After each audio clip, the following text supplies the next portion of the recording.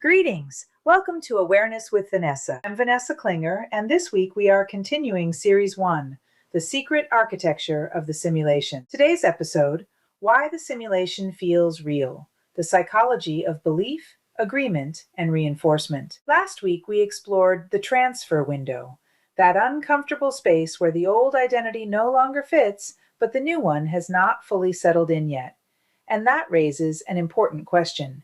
If you are beginning to see the old pattern, if you are beginning to recognize the old reality, why can it still feel so convincing?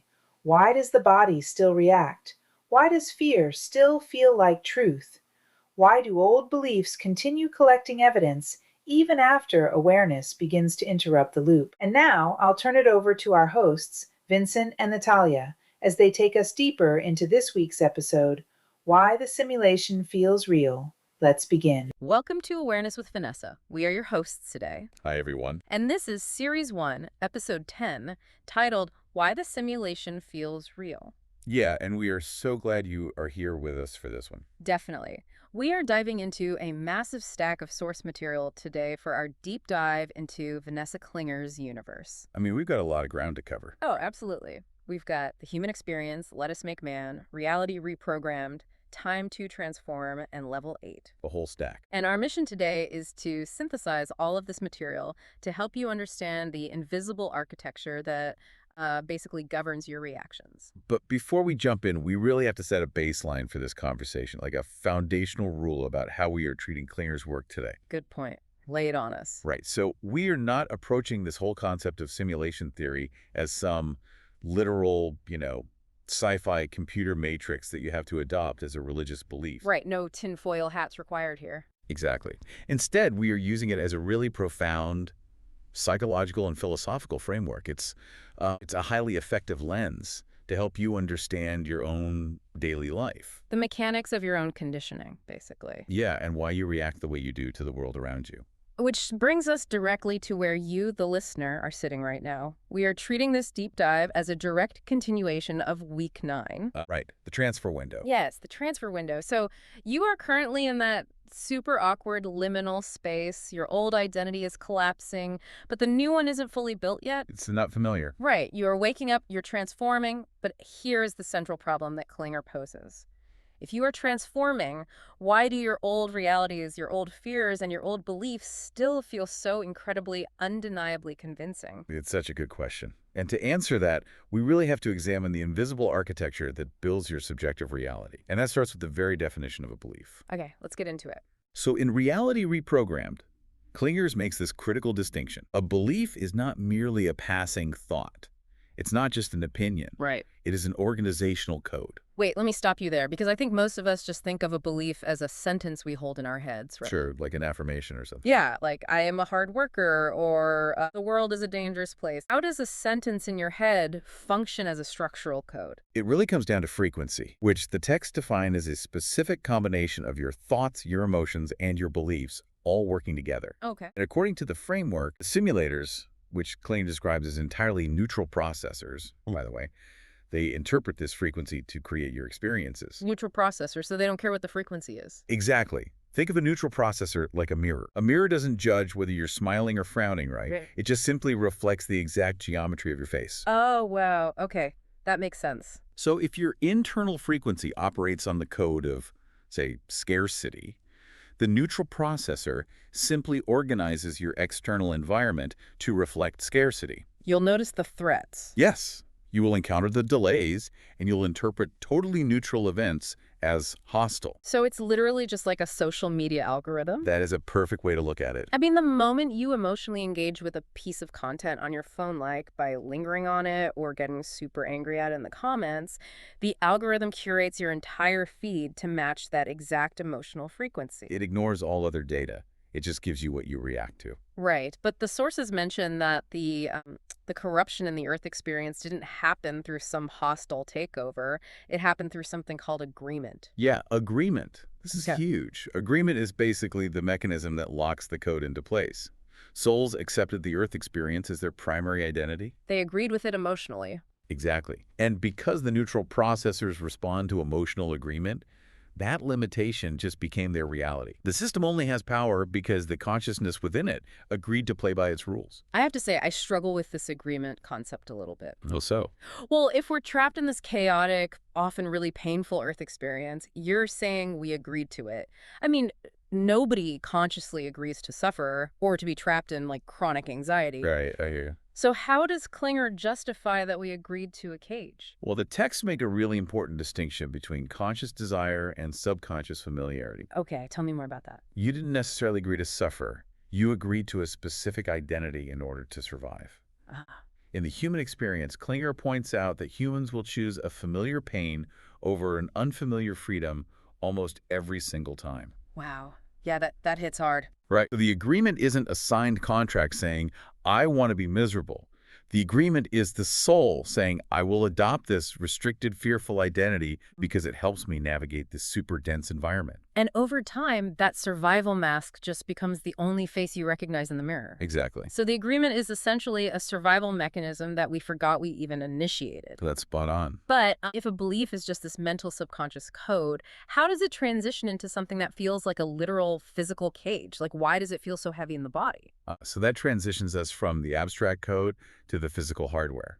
It's what the sources call the avatar response. The avatar response. Yeah. The physical body processes these codes and reacts to a belief long before the conscious mind has time to even process what is happening. This is exactly what we see happening to the character Eve in Let Us Make Man, right? Yes. Perfect example. Because she's beginning to wake up. She is actively trying to step out of her old patterns, but she constantly gets hit with these intense physiological symptoms. She gets goose flesh. Her pulse quickens. Yeah, she describes this heavy, suffocating pressure in her chest. And all of this happens before her brain even registers that she is falling back into a subservient behavioral loop with her coworkers. Right, and her coworker, Daniel, actually references a neuroscience concept in the book that explains the mechanics of this perfectly. Oh, right, the part about the nervous system. Yeah, he explains that the human nervous system recognizes danger or emotional pressure or even just pattern disruption in milliseconds. Milliseconds, that's insane. The body reacts instantly to protect the avatar. The conscious mind, the narrator, is so much slower. Okay, I'm trying to map this to the listener's experience. So the physical body panics first. But how does that trick my logical brain? What do you mean? Well, if I'm sitting on my couch in my living room and I consciously know I'm completely safe, why does my brain believe the body's sweat and heart rate over its own logical assessment of the room? Because the brain is a meaning-making machine, and it always defers to physiological data. Yeah.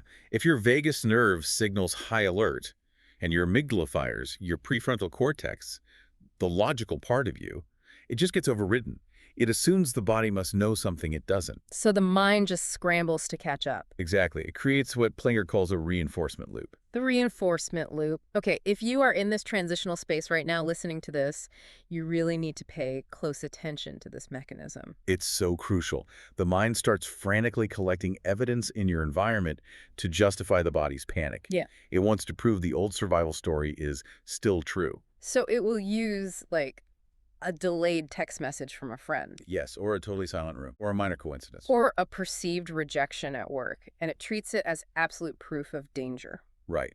The system creates a narrative to justify the physical reaction. There's a key concept here that you really need to absorb. The system does not always have to convince you intellectually when it can convince you experientially. That is genuinely a terrifying mechanism. It's incredibly effective.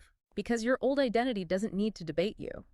It doesn't need to present some logical, bullet-pointed argument for why you should abandon your transformation. No, it just triggers a physical sweat response. Right. It makes your chest tight and lets your own brain do the rest of the heavy lifting by inventing a threat to explain the chest tightness. It just forces you experientially back into those old familiar habits. Because it relies entirely on the body's cellular memory of survival. Which brings us to the actual friction of trying to heal. In Time to Transform, Klinger writes heavily about the collapse of the old version of yourself. Yeah, the messy part. Very messy. If our bodies are this heavily conditioned to constant reaction and survival, it explains exactly why stepping into a new, peaceful version of yourself feels so completely jarring. For someone used to surviving in a high-stress reactive loop, peace does not register as relief. It registers as a threat. It feels suspicious. The brain views the absence of chaos as a sign that it is missing something dangerous. Because chaos is what the body has learned to manage. The body actually craves the familiar neurochemistry of stress. It makes me think of having a highly trained guard dog living inside your nervous system. Oh, I like that analogy. Right. Imagine a guard dog whose only job has been fighting off intruders in a literal war zone. And then you put it in a quiet suburban house. You wouldn't know what to do. Exactly. You finally sit down to relax on a quiet Sunday afternoon. The house is perfectly still. And suddenly the dog just starts frantically barking at the wind. Right. It's not because there's an actual intruder. No, it's because the dog has no idea how to handle the absence of a threat. Its entire identity is based on defending you, so it literally needs chaos to feel useful. And to take your guard dog analogy a step further, the correction protocols Klinger talks about are the equivalent of the system actively shaking a can of coins outside the window, just to make sure that dog keeps barking. Oh, that's so true. The architecture of the Earth experience sustains itself on continuous emotional engagement. Fear, outrage, distraction, urgency. It feeds on it. It really does. When you are still, you stop feeding the machine. Your stillness actually weakens the synchronization. There's that amazing scene in Let Us Make Man where Eve tries to practice the stillness. Yes, in her apartment. Yeah. She just sits in silence on her couch, just observing her own thoughts, trying really hard not to engage with her anxiety. And the environment immediately reacts to her lack of engagement. The architecture sends those correction protocols we just talked about. It actively attempts to interrupt her pause because the upstairs neighbors suddenly start stomping heavily. Right, out of nowhere. And the lights in the hallway start flickering rhythmically to break her focus. And then her television just turns on by itself. Blasting a commercial for pharmaceuticals, right? Yes. It features these bright, aggressively smiling faces, and the text on the screen literally screams, "Return to normal. Return to yourself." It's the system desperately trying to provoke an emotional response so she will re-engage. It's so intense. But if our own conditioned identity actively fights our peace with that level of chaotic noise, how do we ever break out? I mean, if we fight back, aren't we just creating more friction and chaos? That's the catch. Fighting the system is a trap. Really? Yeah. If you fight it, you are still reacting to it. You are still providing the emotional friction and engagement it needs to sustain itself. So what's the alternative? The answer outlined across all these texts is not resistance, but interruption. Awareness. Exactly. Awareness as an active interruption. Observation creates the pause. The pause. It is that tiny fraction of a second where you step back and simply look at your own physiological reaction without assigning a narrative to it. You just watch the dog bark, basically. Right. And in that pause, you get to ask a fundamental question. Is this true, or is this just familiar? True versus familiar. We conflate the two so often because the familiar feels so incredibly real. We see the mechanics of this pause beautifully illustrated later in Let Us Make Man. It's during that tense budget meeting between Eve and her boss, Helen. Oh, that scene is so uncomfortable. It is. Helen is projecting intense frustration. She's actively trying to trigger Eve into a familiar behavioral loop of subservience. The whole room is thick with this expectation of a reaction from Eve. Right, and Eve feels that familiar, heavy pressure low in her stomach. The system, her avatar response, is demanding that she defend herself. That she apologize unnecessarily. Exactly. That she shrink down to smooth over Helen's ego. But instead of falling into the loop, Eve creates the pause. Yes. She observes the pressure in her chest and stomach without immediately reacting to it. She doesn't fight Helen, and she doesn't fight the pressure, she just watches it. And because she denies the system the emotional consent it's fishing for, the system's hold on her just dissolves in real time. The text explicitly states, pattern recognition requires distance from reaction. Distance from reaction. That pause is the ultimate tool. It allows you to ask, am I acting out of alignment with the new identity I'm building? Or is this just my old avatar trying to survive using outdated code? And we really have to be vigilant with that pause. Because the system doesn't only use fear and stress to keep you engaged. Right. If we don't learn to observe our reactions, we risk trapping ourselves in illusions that are actually pleasant. Oh, this is a major theme in Level 8. Yeah, which explores the danger of the false upgrade. I am so glad we are touching on Level 8 because the narrative shifts gears entirely here. The character dream is trapped in a counterfeit heaven. It's an illusion designed to keep consciousness imprisoned, not through suffering or anxiety, but through perfectly simulated fulfillment. Every desire Dream has is instantly met. Every past loss is completely restored to him. There is no pain, there is no friction. But it is still a simulation. The architecture uses pleasure to sedate his awareness. He sustains this counterfeit heaven simply because he hasn't paused to remember his true origin. Exactly. He accepts the familiar simulated comfort of the dream instead of questioning the reality of his environment. A prison of fulfillment. That completely reframes how we look at progress. I mean, we always assume that if we are comfortable and happy, we must be awake. But level 8 implies that even a pleasant reality can be a trap if it keeps you unconscious of your true nature. It removes the friction that usually triggers a person to wake up. It demonstrates that the system will adapt. If fear no longer works to keep you emotionally engaged and synchronized, it will offer you a false upgrade. It will offer you a comfortable loop. So insidious. The only defense against both the fear loop and the comfort loop is the consistent application of awareness. Okay, so let's distill all of this for you, the listener. As you sit in this transfer window between your old self and your new reality, what is the core takeaway from synthesizing these 5 sources today? It comes down to this. Just because a fear, a stressor, an old reality, or an old identity feels intensely real in your body right now, that does not make it true. It merely means your body, your mind, and your emotions have practiced that specific pattern for a very long time.